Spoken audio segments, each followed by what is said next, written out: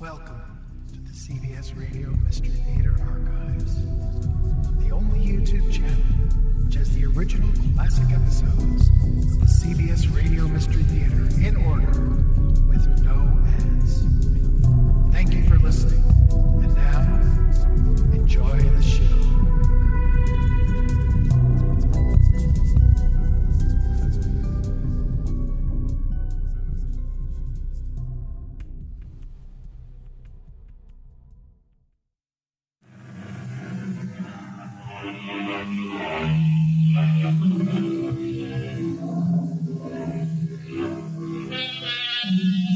Only Max Maximus would have the nerve to call his small touring carny the Circus Maximus after Julius Caesar's favorite entertainment center, which seated 150,000 spectators. But then, Max was a pretty nervy fella, and grasping and a bully and downright indifferent to anyone's safety if it meant squeezing an extra $1 into his pocket. So it's not surprising that during a matinee performance under the big top, that this happened. Right this way, kids. All you little guys, that's right. Keep in line. Don't push. There's plenty of time and no danger.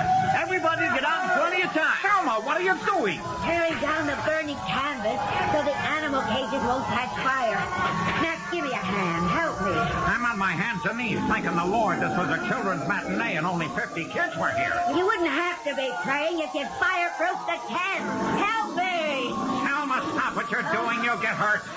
Where am I going to get another strong woman? I don't know, Max.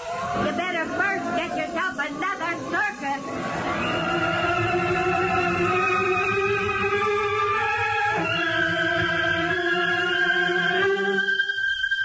Lisa, may I come in? It's Max. Max, I just don't feel like talking right now. Can't it wait until tomorrow? No, it can't. I have to come in. All right. It was so awful to see everything go up in smoke. It's like being at one's own funeral. My dearest girl, that's not the end of the great aerialist Lisa Lamont. I feel as if my net were taken away forever. What is going to happen now? It is all gone? Yep. Thank heavens I carry insurance. No, I don't mean money. I mean the canvasmen, the Razorbacks, all those guys, and the ring stock. Everybody got away and the animals are safe. Nobody was hurt. You can thank Selma for pulling down the burning pieces. And Half Pint. Wasn't he marvelous? The way he let all the kids out. Oh, where is Half Pint? I don't know. This place is his hometown. You mean here? In Plymouth City? He was born here? That's right. Of all the luck, he has it. What do you mean? He has a home. It's right here. Max, I feel so far away from Bavaria. Mountains, trees, snow. There are places like that in America. Not far from here, too. White Mountains. Lisa, I want you to do me a favor. Of course I will. What? Take this briefcase and hide it. Tomorrow sometime I'll come for it. I have to go back to the lot now. What happens then, tomorrow? I'll decide then. Now I must go and pay everybody off. It's the last getaway day for some time.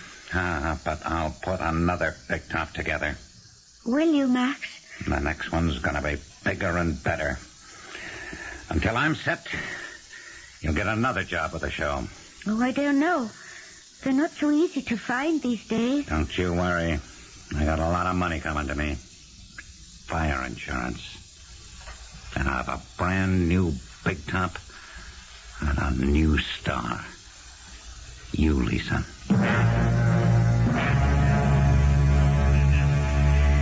Yeah, it sure looks like midnight on the battlefield out here, Selma. Some of that canvas is still smoldering. If I didn't say it before, Alfredo, I'll say it now. You may be half the size of most men around here, but you're twice as brave. I saw what you did this afternoon, making sure every child and his mama or grandma got safely out of the tent. You're throwing me a bouquet, Selma? You who stopped the fire from spreading to the animal cages by ripping down the canvas? I didn't know I was that strong. The truth is, I was frightened, silly. I knew Max hadn't fireproofed the canvas. How he got away with that, I don't know. You and I are some team. You know, why is it that me, Alfredo Pinto, 4'2", have got to be in love with Selma Sylvester, 6'4", is something I'll never figure. Am I complaining that you're a midget? You've got giant brains. Alfredo Pinto the clown, otherwise known as Half-Pint. Do you think it's so charming to be Lady Hercules and bend iron bars for a living? Why do we have to go on doing it? Did I ever tell you that my dad is a very rich man? And it was because he was ashamed of my size that I ran away from home? Well, my freaky size didn't help me much either. I wonder what Max is going to do now. Well, what can you do with 3 moth-eaten camels, 2 mangy lions, a splotchy zebra, and a barrel full of monkeys? Maybe start a flea circus. He'll have a good whack at collecting insurance. Suppose they find out nothing was fireproof. Then he's got a problem. Now, what about you, Selma? You going home? I'm not that desperate. And you, with all those degrees, you could become a teacher. Well, I was once going to be one, Selma. Like 5 years training in psychology. But I couldn't get a job teaching because of my size. Yeah, it was quite a blow. Then I started a book on the psychology of circus performers. Met Max, became a clown, and stayed with it. Am I glad you did? Selma, why don't you go into business with me? What can we do together besides 2-story jobs? Oh. Me to smash down the back door and you to crawl into tight places? You know, it's funny you should say that. Us turn crooked? You're kidding. No, not being criminals, but catching criminals. Team us as private eyes? I don't know beans about detective work. Well, neither do I, but we learn as we go along. There's one thing we've got going for us. We're not expensive. We've got brains. You've also got a little brawn, which doesn't hurt. You really think I've got brains? Well, sure. Why else would you jump at the chance to go into business with me? Well, Selma, how do you like it? Not bad, huh? Nice little office, telephone, file cabinet. Look what I just picked up at the printers. Our business notepaper. Oh, that's pretty. But what is that in the left corner? That drawing of a man in a toga carrying a lantern? Oh, you like that? I drew it myself. It's our logo, our trademark. But what does it mean? He looks like some ancient Greek. He is an ancient Greek. Diogenes. Oh, no kidding. Diogenes. Now, isn't that a great idea? It shows right away what business we're in. Oh, it sure does. Of course, not all our clients are going to be as hep to history as we are. Oh, that's true. I mean, they won't make the connection with Diogenes going around the streets of his hometown with that lantern looking for an honest man. That's why I thought Diogenes Incorporated. Truth Finders was an ideal name for the agency. Oh, excuse me. Diogenes Incorporated. Is this where I can locate Alfredo Pinto? Are you speaking to him? Who's this? Pinto? What's this Diogenes thing? What's the name of my new business? I didn't realize you were still in town till someone told me they saw you on the street. I recognize your voice, but I don't connect it with a face. Who is this, please? Police Chief Maloney. One of your biggest fans, Half-Pint. Maloney, of course. Say no more. What can I do for you, Chief? Pinto, can you come down to the station house? I want to ask you a couple of questions. No. I got a better idea. Why don't you come up here? I want you to see the place, meet my partner. Well, I'll come as soon as I'm off duty. You just come anytime. We'll be here. Selma, it's a pleasure to meet you. I've never shaken hands with a Lady Hercules before. Easy now. Pleased to meet you. So, you like the setup, huh? Well, now, I may be able to throw Diogenes Incorporated into business. That's why I wanted to see you. What do you know about that fire at Max's Circus? Well, I don't know there's much I can tell you, Chief. Now, most of the acts left town, tried to find work elsewhere. But Plymouth City's my home, so Selma and I decided to stay. Well, the insurance company gave us a call from Hartford. It seems old Maxie tried to hit them for fire insurance. Uh-oh. Would we help check him out, Hmm? So we did. And we found he's got a record as long as your arm. Oh, I didn't know that. Oh, nothing serious, but a lot of counts. Did you know that, Miss Sylvester? No. The only person who knew Max really well was Lisa Lamont, the aerialist. Well, she's known Max for years. Lisa? She could be his daughter. And I wanted to talk to you, Alfredo, because I thought with your connections you could find out what Max is up to and where he is. When he put in for his insurance claim, didn't he give them an address? No, he said he'd be in touch. See, there's more to this than a showman who skipped town. The entire week's box office receipts disappeared. Oh, did you check the White Wagon? That's the circus ticket office. There's nothing left of it. Well, the money could have burned with it. Now we found the safe. It was fireproof, but empty. Well, it was his, wasn't it? Well, the mayor's wife bought out 2 whole nights for the Ladies' Aid Society. They gave Max $1,000. And since there was no show, the mayor asked me to get the money back. But you said there was no money. Yeah, and no Max. So you can't ask me to help find him.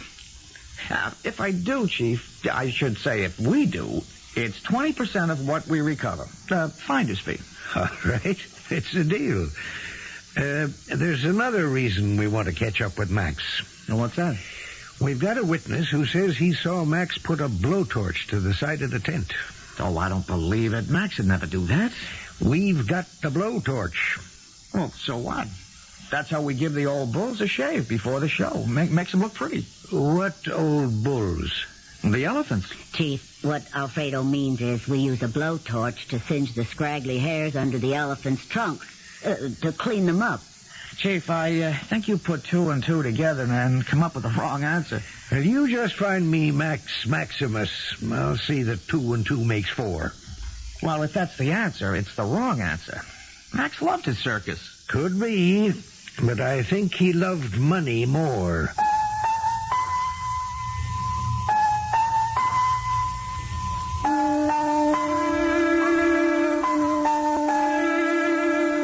At one time, there were hundreds of small circuses like Max's crisscrossing America. Most of them were on the up and up. In fact, Max Maximus is about the first true trickster I've run across. Now it looks like Max is in on the run. Let's see how far he gets before I return to you with Act 2.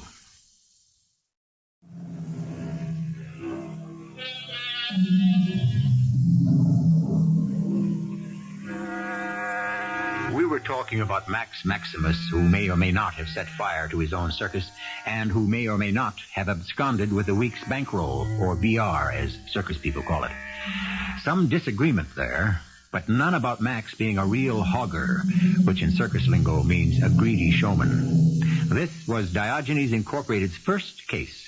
Find Max and recover the money. This is how they went about it. It'll work. I tell you, Mr. Pomfret, it'll work. I know him. But it's a big risk, Mr. Pinto. Right now, we just turn the claim down and we risk nothing. Why get ourselves involved?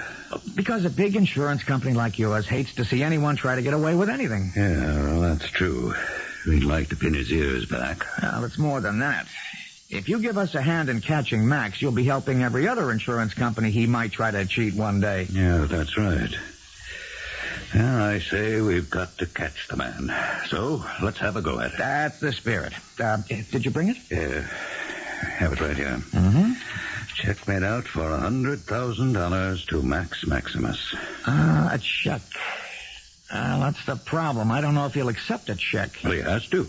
His claim for $100,000 represents reimbursement for a total loss under his policy. No insurance company pays off in cash. Well, how is he going to cash it? You can go to his bank, I suppose. Wait till it clears. When it does, we nab him. Yeah, but Max is also wanted for absconding with a week's box office receipts before the fire.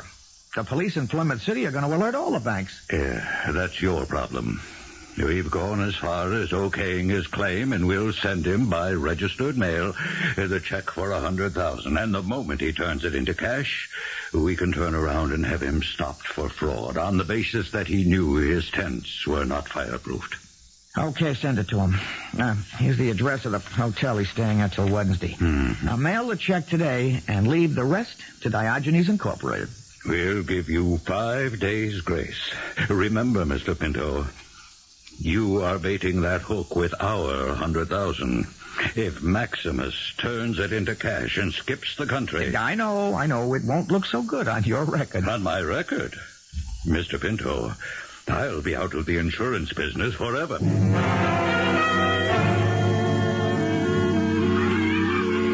Hello, Lisa. Half-Pint, however did you find me?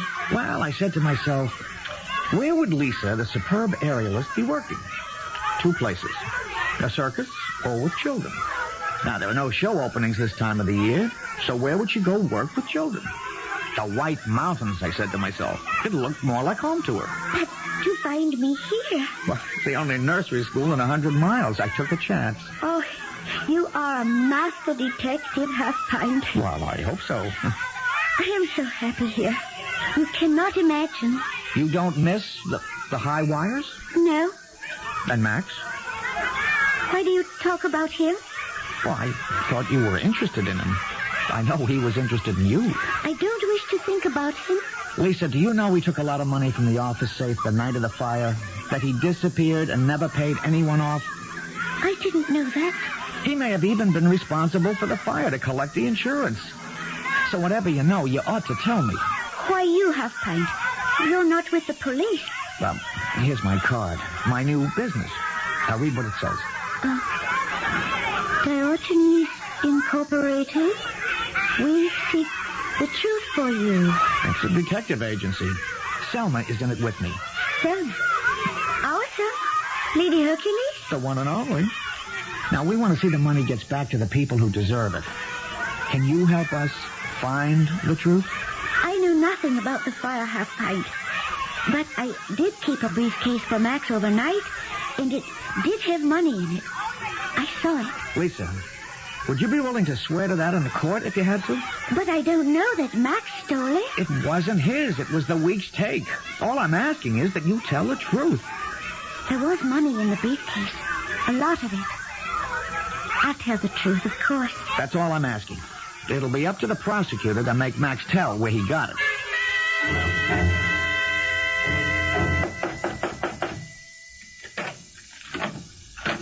You Max Maximus? Yes, I am. Got a registered letter for you. Sign here. Wait a minute. It's not a summons or something. Who's it from? Some insurance company in Hartford. Oh, yes. I've been expecting that. Here, I've got a pen. Thank you, Mr. Maximus. Have a good day. You're welcome. What? Selma. What brings you here? Oh, it's good to see you. Come in. Selma, of all people. You know, I was thinking of you. I was thinking about you, too, Max. I was going to get in touch with you. How'd you find me? Oh, it wasn't too hard. You working? You doing your strong act anywhere? Oh, I can't tell you how great it is to see a friend from the old days. You gotta have a drink with me to celebrate. I'm only staying in this hotel till tomorrow. Hey, let me show you around. This is a fancy suite. And see here, behind the sofa, that door opens.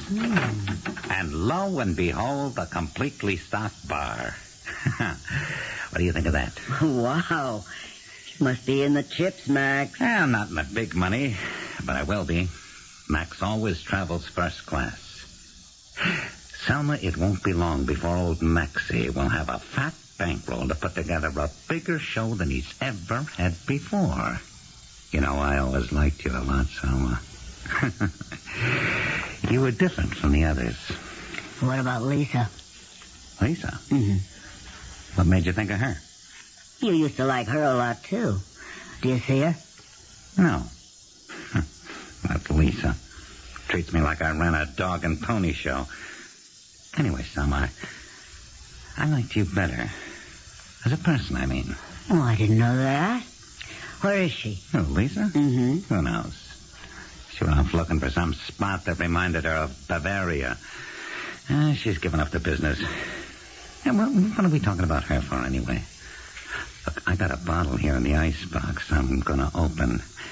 Any particular kind of wine you like, Selma? Whatever pours easily. How about champagne? Oh, champagne? What are you launching? You'd be surprised.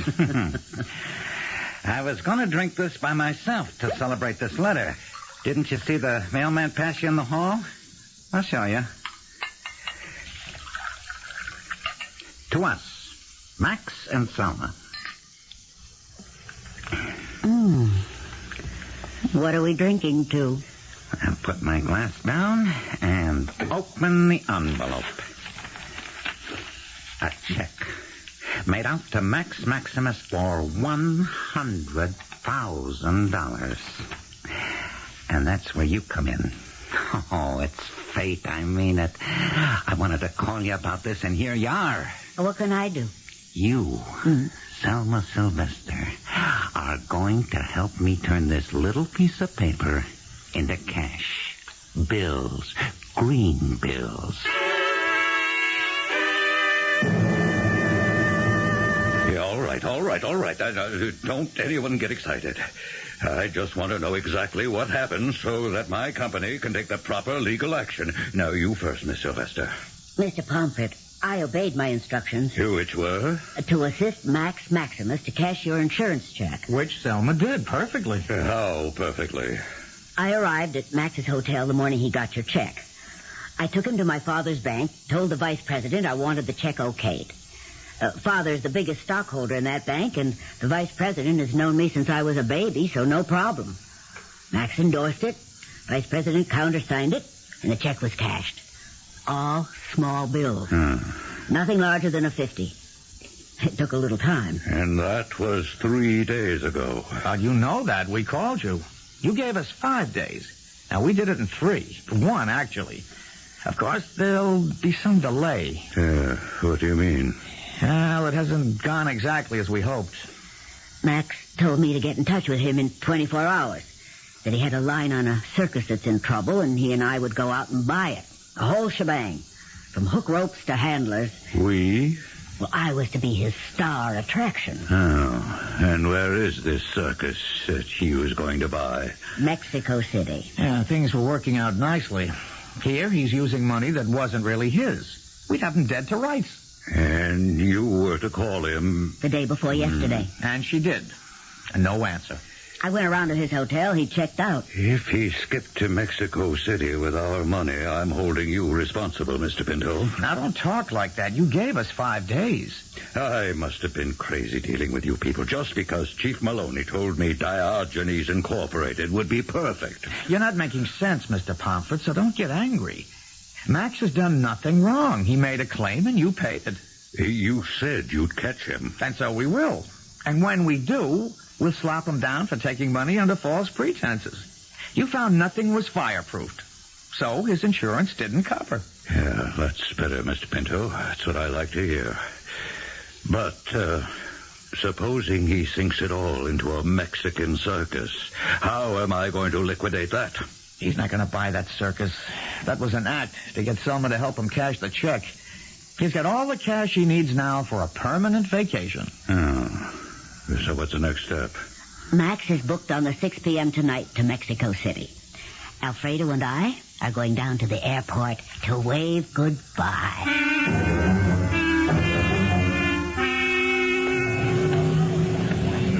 Hello, Max. Fine. What are you doing here? Well, we came down to see you off, but we decided we'd miss you too much. I wouldn't make a run for it, Max. That's a chief of police right behind you.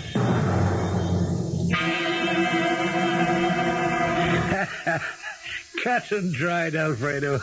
You got the evidence so well wrapped up I wasn't surprised they'd booked Max into a slammer for a long stay. Arson, theft, and fraud. They got him on all counts. Of course, Max will appeal. Appeal? You mean pretend he didn't know that he was collecting insurance by issuing false statements that his tents were fireproof? That kind don't give up so easily. That's what I'm saying, Alfredo. Yes, Mr. Pomfret, I can hear. We got a little storm up here, but the phone's working okay. No, Alfredo's not here. Well, I'll certainly tell him. He'll be very pleased. Selma? What a miserable night. It's soaked. Mr. Pomfret, wait a minute. Alfredo's just come in. Darn it, he's hung up. Oh, who has? Our client. Max's appeal was thrown out of court, so he stays in the slammer. 7 years. I wonder how long he'll serve. Well, I think what cinched it was Lisa's testimony about seeing that $5,000 in his briefcase. Well, what about the witness I dug up who saw Max start the fire? Well, you made Diogenes Incorporated very proud.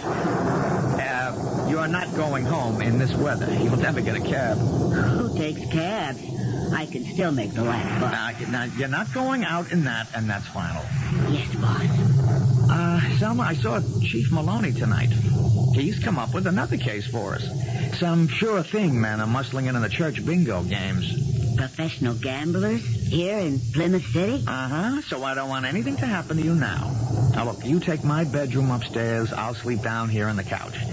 Diogenes Incorporated is just getting off to a good start.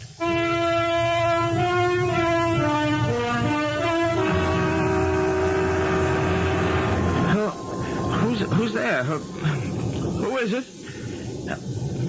Who are you? What are you doing in here? Where are you? Alfredo, what is it? What's the matter down there? Alfredo, I'm coming. Are you all right? Oh, where's the light switch? Alfredo, what is it? What happened?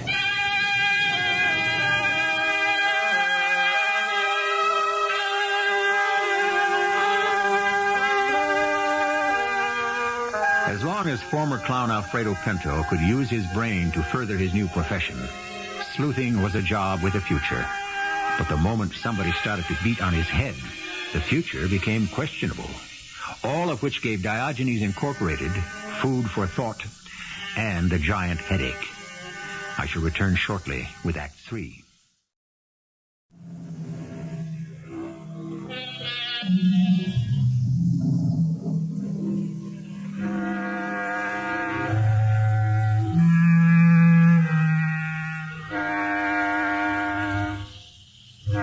The last persons in the world you'd expect to partner in a detective agency would be an ex-clown and an ex-strong woman.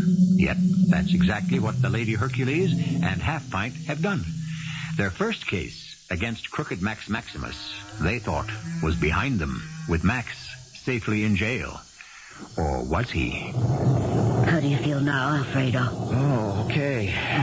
Glad I've got a hard head. Oh, I gotta make a phone call. It's 4 in the morning. Yeah. You're sure you're all right? Oh, I'm glad I was around. Yeah, information? Yes, please. I want the number of the warden's office at the state penitentiary. Oh, I wish you'd lie down. I can call the cops about that burglar. He was no burglar, Selma. Yes, operator. 555-7272. Thank you. Why are you calling the warden? Call Chief Maloney. He's the one. No. Just be patient, Selma, and listen, okay? Okay. Hello, Warden. I'm sorry to disturb you at this ungodly hour. This is Alfredo Pinto of Diogenes Incorporated. No, sir, you don't know me, but we did investigative work on the Max Maximus case. Yes, sir. Can you tell me if Max Maximus is in a cell? Yes, now. I mean, right now. Max Maximus. You've had him at state pen for about 90 days. Are you sure? Yeah, tonight? Well, what time? Well, if you say so. I'm sorry I got you out of bed, Warden. Would you mind telling me what that was all about? Well, I don't know how he did it, but he's done it. The warden says Max is in his cell and was checked in by the guards at midnight and at 3 a.m. Of course he is. He's got 7 years to go. Selma, he is not. Max has somehow escaped. I know it. What do you mean you know it? Max was in this house tonight. I know that man so well that one whiff is enough. He's the one who tried to kill me, and he would have too, but in the dark I rolled out of his way. Now, tomorrow morning I'm getting Chief Maloney to introduce me a little more formally to the warden.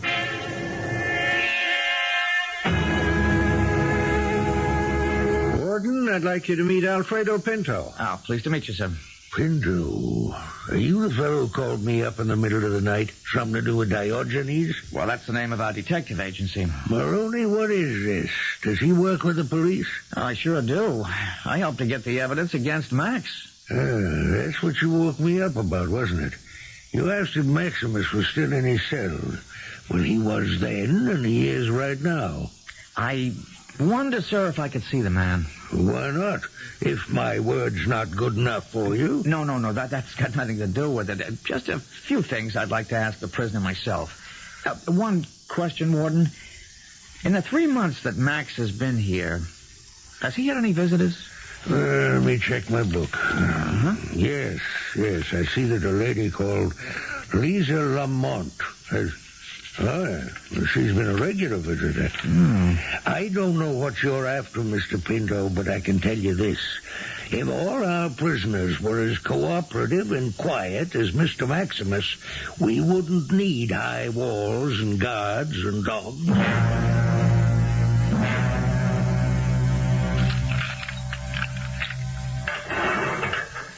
Hello, Max. You mind if I sit down? No. How's Lisa? Okay. Does she visit you? Yeah. Well, how often? When you can. Once a week, twice a week, once a month? What do you care, I find? You're out there. I'm in here. Well, don't you think you deserve to be where you are? Setting fire to the tents, stealing the whole box office, not paying anyone off, trying to get away with $100,000? Why don't you go away and leave me alone? Who do you associate with here in Max? Broad tossers, cappers? Who? Sure thing men? I don't know what you're talking about. You know, my friend, you might just be telling the truth. I don't think you'd know a grease joint from a grouch bag. Guard! Get this man out of here. He's bothering me. I don't want to talk to him. Just a moment, guard. Are these your shoes, Max? Guard, will you get him out? All right. Very nice leather. I didn't realize they let you wear your own shoes in prison. What's all the racket? Oh, hiya, Chief. I think I found out what I wanted to know. Let's go back upstairs and say goodbye to your friend, the warden.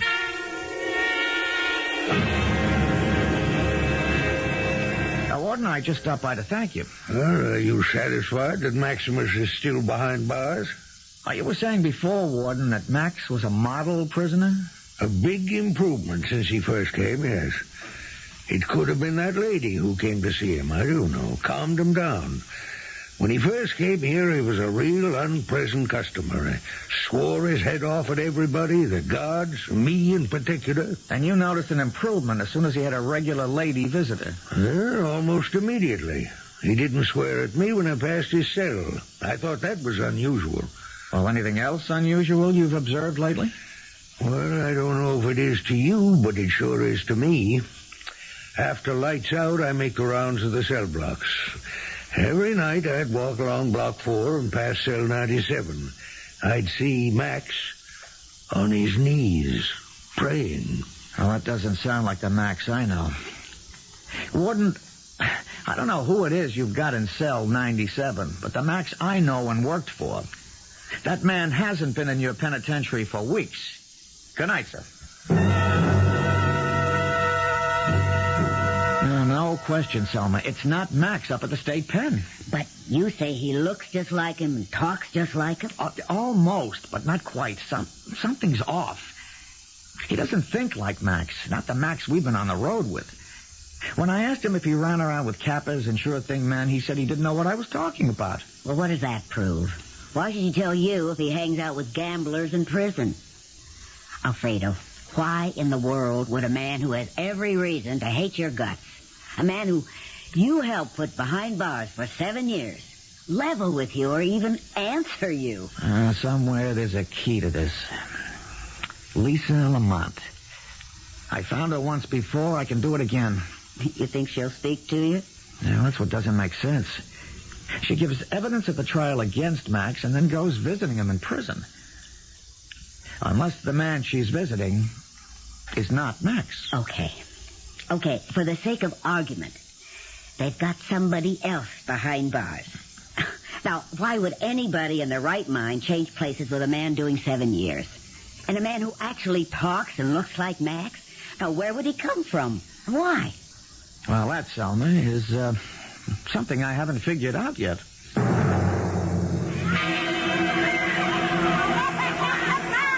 Excuse me, but are you in charge of this playground? No, I'm not. I'm the custodian of the buildings, so they asked me to keep an eye open so the children don't get into any trouble. Well, didn't you used to have a young woman in charge of the playground, Lisa Lamont? Lisa, yes. She just ran out on us one day, and we haven't been able to get a replacement. Well, you don't happen to know her address, do you? Sure do. I know it by heart. Are you a friend of hers? A very old friend.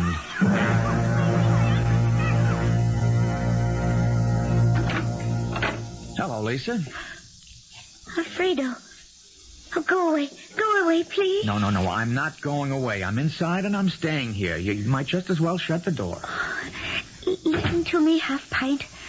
Alfredo, please. He's coming back and he'll kill you. Who?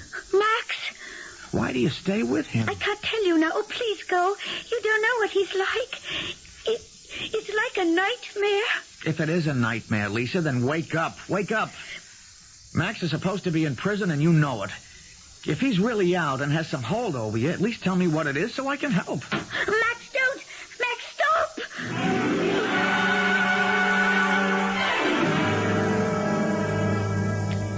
Are you all right? Well, this is the only disadvantage of being a midget.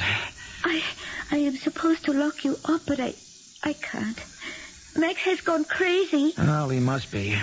All he's got on his record now is theft, fraud, arson, and prison escape. Why does he want to add murder? He doesn't know what he's doing. He wants revenge on you and Selma, and he'll stop at nothing. Where did he go now? To get a trunk? How did you know? Well, it figures. He wouldn't even have to cut me up. Lisa, why are you helping him? I have to. I owe it to him. Did you have to visit him in prison? It wasn't me. What? Oh, hello, Max. You can put that pistol away. If you fire it, they'll get you this time, and no twin brother's going to take your place in cell 97. Lisa? I didn't tell him, I swear it. You're all related, aren't you? Lisa, you, Max, and the man in cell 97. I don't want to hear any more. Uncle Max, don't do it. No, Uncle Max. Is the gun loaded? You shut up. Well, it won't fire like that. You have to pull the safety catch down. Well, you know where it is, behind the trigger. Oh, you think I won't, huh? Well, that's the ticket. Now aim the pistol carefully. A finger on the trigger. Get away from that window, Half-Pint. Oh, I'm just taking a last look at the sky and the street. Hey, Max, your hand is waving all over the place. I don't think you've got the right killer. I think, Max. Selma! Let go of me! Drop that gun. Selma, you're breaking my neck!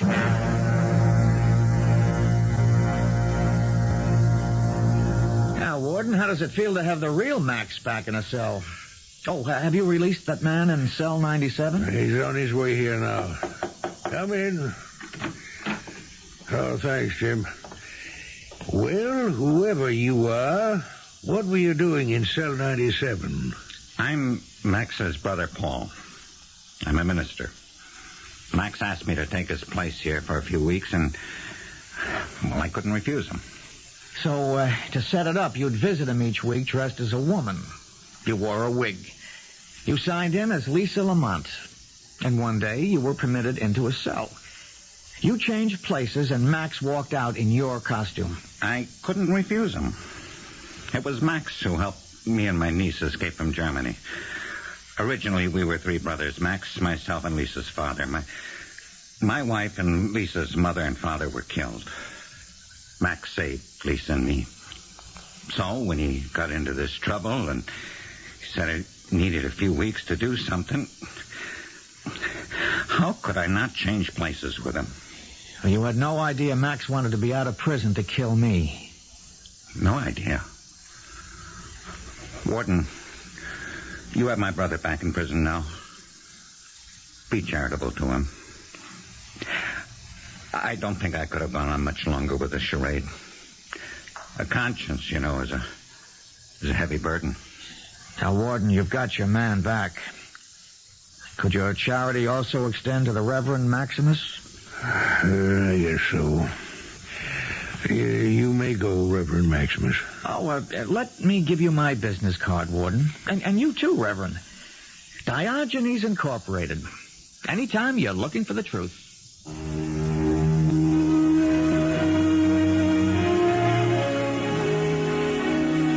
If you're ever in the neighborhood of Plymouth City and have a problem to solve, drop in at Diogenes Incorporated and give my regards to Alfredo Pinto, the half-pint ex-clown, and to Selma, the ex-Lady Hercules. Who knows? I, too, may need their services someday. I'll return shortly. You remember Mr. Pomfret, who loved to quote Dickens? It occurred to me it might be most apropos if I reminded him, and you, of those words and that warning by Mr. Pickwick. Beware, he said, of carrying brotherly love too far. Our cast included Jack Grimes, Evie Juster, Ray Owens, and Court Benson. The entire production was under the direction of Hyman Brown. I hope you enjoyed this episode of CBS Radio Mystery Theater. If you've enjoyed this and want to hear more, please subscribe to this channel. You can also visit my other YouTube channel by searching Mr. Brian